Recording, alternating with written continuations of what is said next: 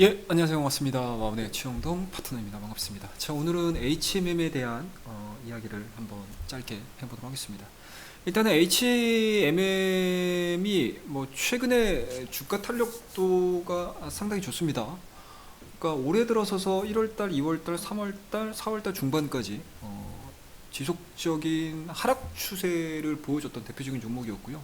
그리고 1분기 실적 발표를 기점으로 해서 상방으로에 대한 전환 속도가 굉장히 좀 빠르게 전환이 되는 그런 모습들을 좀 보여줬었고, 뭐 물론 HMM이 기존에 보여줬었던 변동성을 아예 안 보여줬던 건 아닙니다.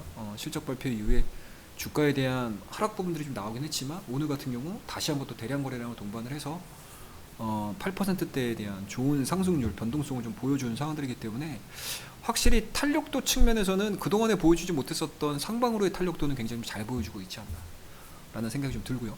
자, 과연 그렇다고 되면 이러한 내용들에는 어떤 내용들이 좀 있는지 좀 보도록 하겠습니다. 일단은 뭐 실적이에요. 뭐 실적을 빼놓고 얘기를 할 수 없을 것 같습니다. 뭐 전체적인 시장의 컨센 대비해서 약간은 좀 처지는 매출액과 영업이익을 보여주기는 했지만, 그럼에도 불구하고 시장에서는 굉장히 긍정적으로 평가를 하는 부분들이 좀 있습니다. 자, 일단은 컨센이 한 2조 4천억, 한 2조 5천억 정도 예상을 했었습니다. 하지만 발표를 한 내용들을 좀 보시게 되면 YOY 기준으로 11% 정도 상승을 한 2조 3천 한 300억 가량 기록을 했고요. 영업이익 같은 경우는 성장률이 꽤 됩니다. YOY 기준으로 32% 정도 상승을 한 4,070억을 좀 기록을 한 상황들이기 때문에 컨센에는 좀 미치지 못하는 모습들을 좀 보여줬지만, 딱 5분기 만에 증익을 기록을 한 상황들이기 때문에 이 부분들에 대해서는 시장에서는 상당히 좀 고무적으로 좀 평가를 좀 내리고 있지 않나 라는 생각이 좀 들고요. 그리고 컨테이너 부분에 대한 회복들이 되게 눈에 많이 들어오고 있는 상황들이에요. 일단은 뭐 미국의 공장 설비, 그리고 중국발 이커머스, 요 부분들을 제외하고 나서라도 신흥국발 물량 강세 등으로 인해서 수요가 살아났다는 점은 굉장히 좀 의미 있게 보고 있는 상황들이고요. 그리고 벌크선 부분들 역시도 뭐 철광석이라든지 석탄이라든지, 그러니까 원자재 수요가 당초 우려보다 강했던 반면에 발주 부족으로 공급 부담이 좀 크지 않은 상황에 있습니다. 그에 따라서 1분기 실적뿐만 아니고 2분기 실적에 대한 긍정적인 평가들도 이어지고 있는 게 현재 HMM이 변동성을 크게 보여줌에도 불구하고 지속적으로 저점을 높여가면서 우상향되는 패턴들을 보여주고 있는 가장 큰 요소가 아닌가라고 생각을 하고 있습니다. 그리고 이제 보시게 되면 영업이익 추이를 보시게 되면은요, 확실히 작년도 1분기, 2분기, 3분기, 4분기, 그리고 올해 1분기까지 이어지는 요 감소 부분들, 영업이익에 대한 감소 부분들 대비해서 굉장히 크게 반등 흐름들을 좀 보여주는 상황들이기 때문에, 확실히 요번 1분기를 기점으로 해서 실적에 대한 뭔가 이제 우려감이라고 해야 될까요? 다시 할 수 있어? 뭐 다시 살아날 수 있어? 이런 것들에 대한 자신감이 좀 생기지 않았나 라는 생각이 좀 들고요. 그리고 더더군다나 좀 긍정적인 부분들을 좀 볼 수 있는 게 어떤 부분이냐면, 일단은 중동 리스크예요. 그러니까 중동에 대한 지정학적 리스크 자체가 또 다른 변수가 좀 생겨나면서 또 장기화될 수 있는 가능성들, 그러니까 센티가 되게 좋아지는 거죠. 이런 측면. 그 다음에 기본적으로 경기가 좀 살아나고 있는 과정들, 그리고 지속적인 컨테이너 운임에 대한 강세 부분들이 계속 좀 진행이 되고 있는 상황들이기 때문에, 이러한 부분들이 2분기까지 쭉 이어진다라고 하게 되면은 당연히 1분기 대비해서 2분기 실적은 업사이드가 나올 수밖에 없는 상황들입니다.